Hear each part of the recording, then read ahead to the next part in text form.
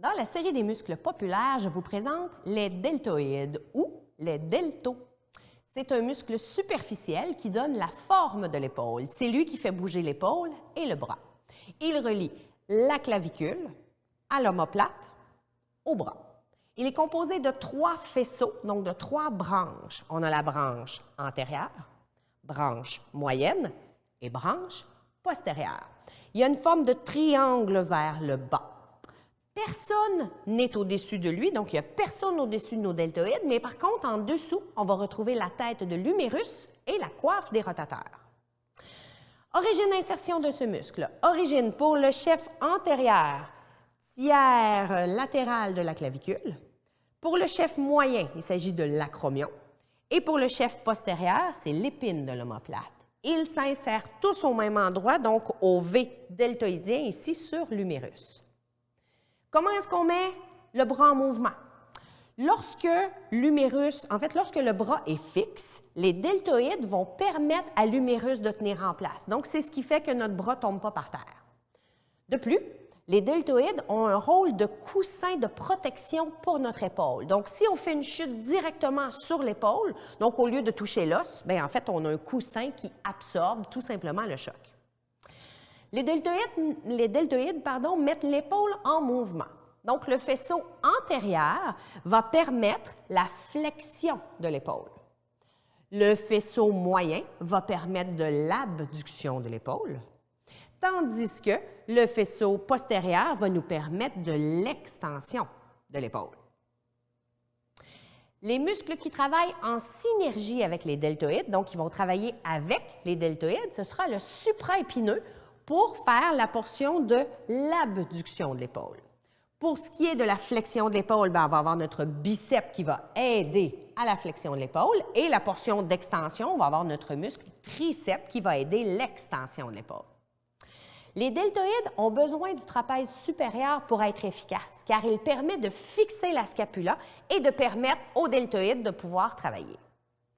Les muscles qui vont travailler contre les deltoïdes sont, pour l'abduction de l'épaule, on va avoir le grand dorsal qui va faire de l'adduction de l'épaule, donc qui va coller le bras sur nous.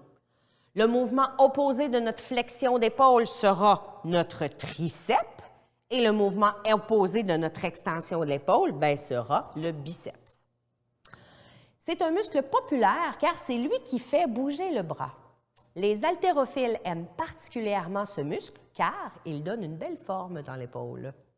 Ce n'est pas un muscle qui est souvent blessé, mais par contre, les gens de gym vont souvent se blesser car ils vont lever de trop grandes charges et ils vont compenser. Donc, c'est les structures en dessous qui vont subir le dommage. Le deltoïde postérieur est souvent le plus faible de nos 3 faisceaux, donc de nos 3 muscles.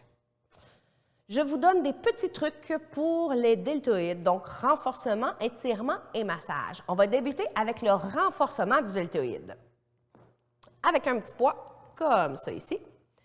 Notre deltoïde antérieur se renforce en faisant une flexion de l'épaule. J'ai 2 mouvements j'ai 2 positions de main possibles. Je pourrais garder la main dans cette position-ci et faire lever le bras vers l'avant comme ça. On s'assure que la main ne lève pas plus haut que l'épaule. Donc là, ici, je vais avoir un renforcement de mon faisceau antérieur. Je pourrais faire exactement la même chose avec ma main comme ça ici et faire monter le bras vers l'avant.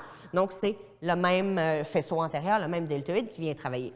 Si je veux renforcer mon deltoïde moyen, je dois faire un mouvement d'abduction de l'épaule, donc c'est de monter le bras comme ça ici sur le côté. Et si je veux faire renforcer mon faisceau postérieur, donc ce sera de faire de l'extension, d'amener la main vers l'arrière comme ça ici. Donc tout se fait avec un poids. Maintenant, comment est-ce qu'on fait pour étirer ce muscle-là? Ça ne s'étire pas bien. Dû à sa composition, c'est un muscle qui ne s'étire pas énormément. Les seuls faisceaux qui peuvent se faire étirer un petit peu, c'est le faisceau antérieur et postérieur quand on va aller étirer d'autres muscles. Donc, par la bande, ils vont se faire étirer un petit peu. Qu'est-ce que je veux dire? Le faisceau antérieur se fait étirer lorsqu'on vient faire un étirement de notre pectoral. Donc, quand j'amène ma main au mur pour étirer mon muscle pectoral, mon faisceau antérieur, par la bande, se fait étirer. Même chose quand j'essaie de venir étirer mon triceps, donc je vais amener la main sur l'épaule opposée, puis je vais pousser ici pour venir étirer mon triceps, mon faisceau postérieur, encore une fois, va se faire étirer un petit peu. Okay? Donc, c'est les deux seuls étirements que je peux avoir au niveau de mon deltoïde, mais par contre, ça se masse bien. Alors, avec une petite balle à pic comme ça ici, j'ai tout simplement le besoin de venir rouler sur l'épaule, donc sur les trois, en fait, sur les trois chefs, sur les trois muscles que j'ai au niveau de mon deltoïde, et je vais avoir vraiment un beau petit massage, une belle relaxation de mon muscle deltoïde.